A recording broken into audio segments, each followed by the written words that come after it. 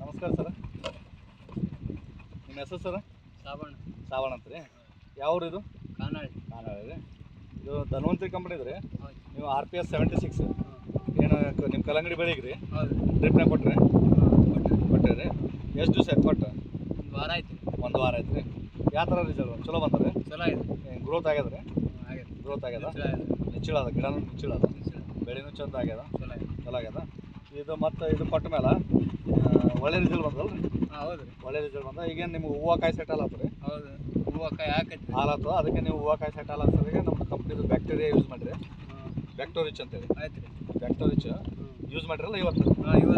ಇವತ್ತು ಹಾಕಿರಿ. ಇದು ರಿಸಲ್ಟ್ ಚಲೋ ಬಂದಂದ್ರೆ ನೀವು ಬ್ಯಾಕ್ಟೋರಿಚ್ನ ತರಿಸಿ ಹಾಕ್ಲತ್ತೀರಿ ಹೊಲಕ್ಕೆ ರೀ.